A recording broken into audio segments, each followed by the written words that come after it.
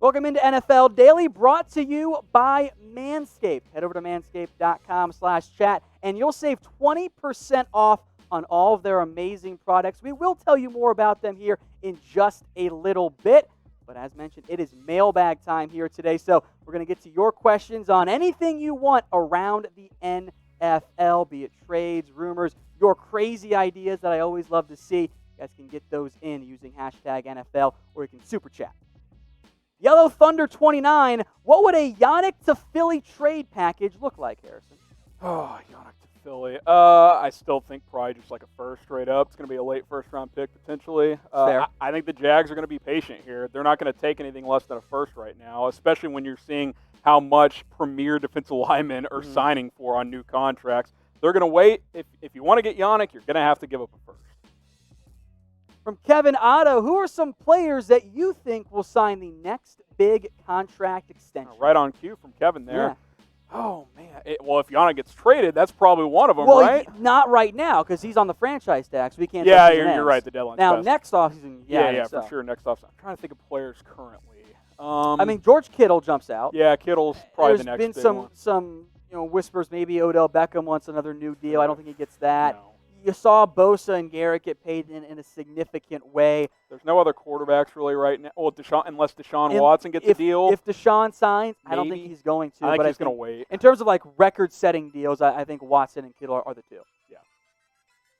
All right, King Tuttt, now that Dak is officially on the franchise tag, do you think this has something to do with Andy Dalton being signed not too long ago?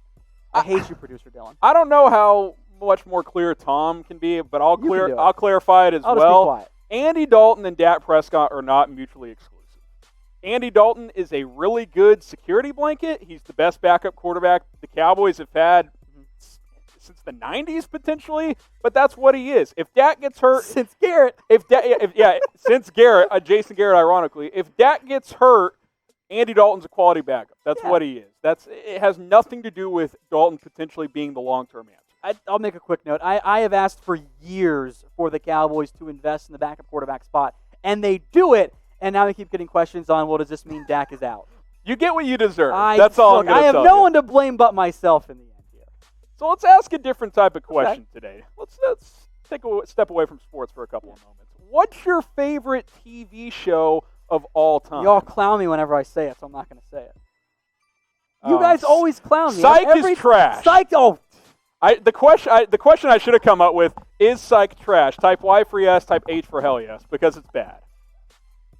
Psych is bad. There goes Tom. Hey, we're going to make this the pinned comment on today's video. What's your favorite TV show of all time? Let us know in the comment section. We love sports, but we like other things as well. Let us know. Favorite TV show of all time. I like to watch the NFL as Tom tries to get himself together over there. What are the chances for Clowney to come back to Seattle? If I'm putting a percentage on it, Tom, and you can weigh in 69. here too. Well, that's always the fun answer. The right answer is 20 to 30%. I think that is the right answer. The longer this goes, though, I think the greater that chance increases.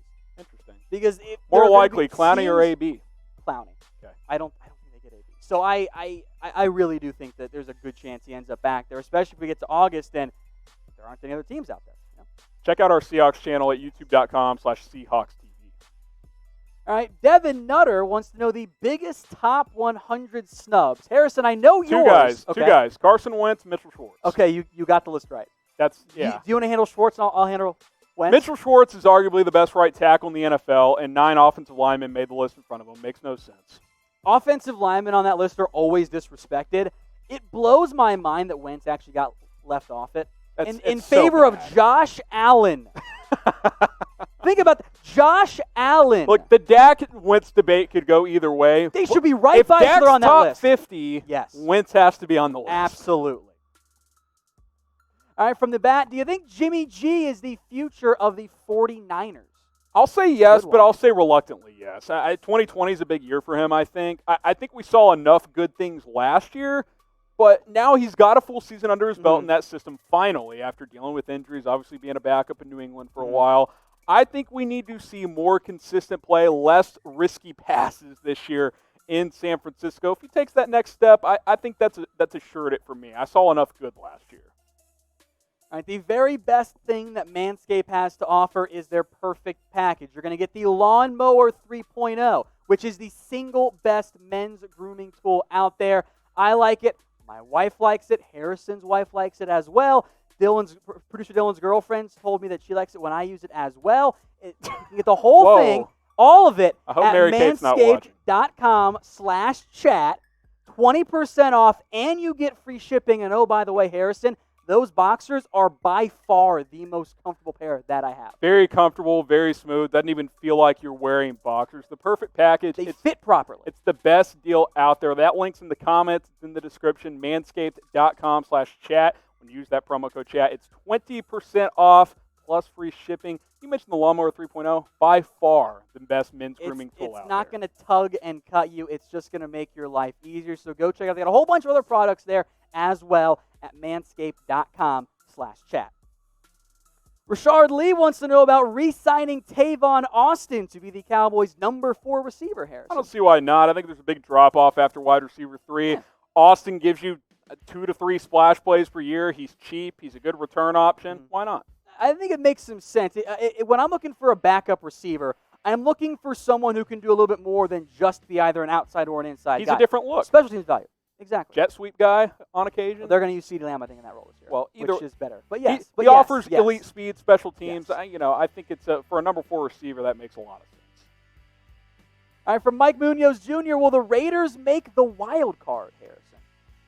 I think they're one of about 6 teams competing for 3 wild card spots, if that makes sense. I think the back end of the AFC is kind of up for grabs there. I think Vegas is in the mix. I think Cleveland's in the mix there. How is Pittsburgh going to be this year?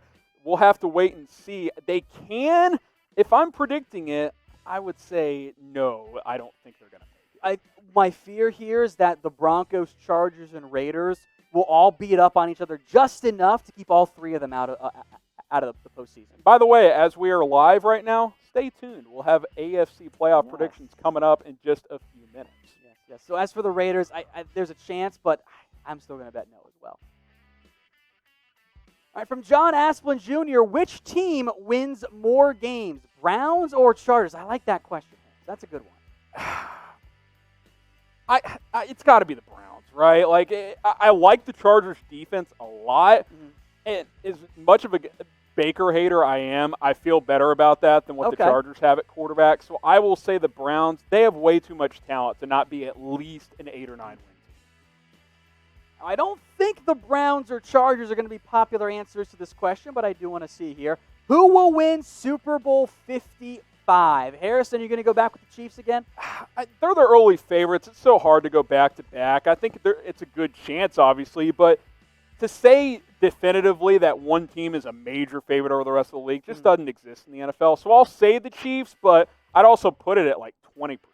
I'll take the field at 80% at least, just because the NFL is so hard year in and year out. I'll give some rapid-fire shout-outs here. I see Bucks over Ravens from Aiden. I see Chiefs. I see Niners. I see a bunch of Chiefs. I see some Cowboys, Eagles in there, Bucks, Saints. I also see a Broncos from Shanav as well. Now, speaking of the Broncos, Israel, should the Broncos sign Donald Penn or a different right tackle since Jawan James is out for this season? I mean, they definitely need to explore the right tackle market, right? Mm-hmm. I mean, if you're serious about protecting Drew Lock and being a playoff contender this year, you got to get a serviceable right tackle in there. I'm inclined to agree, at least explore, because they have no depth either. Yeah. At minimum, you want to sign someone to be a swing tackle. So, Israel, I think, yes, they should explore a tackle addition.